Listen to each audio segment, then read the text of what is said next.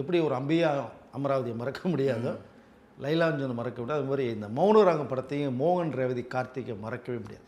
So மணிரத்னத்துக்கு மிகப்பெரிய ஒரு break, உச்சத்தை தொட்ட படம். பெஸ்ட்டு பிக்சர்னு நேஷனல் அவார்டு வாங்கின படம் பேர் மௌனராகம் உங்களுக்கு தான். அதில் இளையராஜா மியூசிக். இளையராஜா இல்லைன்னா படங்களே இல்லைங்கிற மாதிரி அவ்வளோ படங்கள் வச்சுட்டோம். இல்லை இப்போ நல்ல விஷயம் சொல்லும் போது சொல்லலாம், ஒன்றும் தப்பு இல்லை. ஏன்னா இசைஞானி, அதனால் வந்து ராகதேவன் நிறைய பட்டங்களுக்கு சொந்தக்காரர். ஸோ அப்படி ஒரு இசையமைப்பாளர், அவ்வளோ ஹிட்டு கொடுத்தவர். பட் இதுக்கிடையில் ஒரு சின்ன விஷயம் சொல்ல வந்தேன் நான். மோகனுடைய எல்லா படங்களுக்குமே அது ஒரு வாய்ஸ் ஒன்று வரும். அவர் ரொம்ப விருப்பப்பட்டார், நான் ஒரு படம் டப்பிங் அது சொந்த குரலில் பேசுகிறேனே அப்படிங்கும்போது டைரக்டர் எல்லாமே யோ ஏன் விசப்பச்ச வேணான்னு சொல்கிறாங்க. மீறி ஒரு படம் பேசினார். பார்த்த ரசிகர்களெலாம் நொந்து நூலாகி சொல்கிறேன், இருங்க அவசரப்படாதீங்க.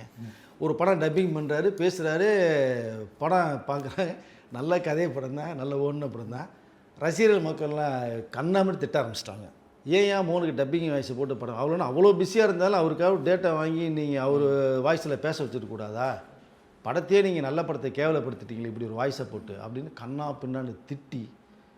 அப்போ டேரக்டர் சொல்கிறார், முதல்லையே சொல்லி தொலைஞ்சேன் கேட்டியா நீயே அப்படின்னு மோகனை சொல்ல போய் என்னங்க இப்படி ஒரு ரிவ்யூ வருது, இனிமேல் என் வாய்ஸில் நான் பேச விரும்பலைன்னு சொன்னார். அந்த படம் அம்பிகை நேரி வந்தால்னு ஒரு படம், அதில் ஓன் வாய்ஸில் பேசினார். அது டப்பிங் வாய்ஸாக பார்க்கப்பட்டது.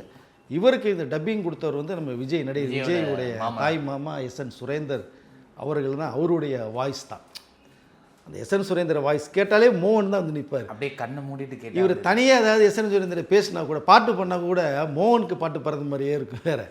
ஸோ அந்த ஒரு வாய்ஸ் வந்து எஸ்என் சுரேந்தர் வந்து உயிர் கொடுத்தார் மோகனுக்கு. அதனால் இவ்வளோ நிறைய விஷயங்களுக்கு சொந்தக்காரர் மோகன் சொல்லலாம். பட் இன்னமும் வந்து நிறைய பெண்களுக்கு வந்து பிடித்த ஒரு நாயகனாக தான் இன்னமும் மோகன் இருக்காருன்னு சொல்ல முடியும்.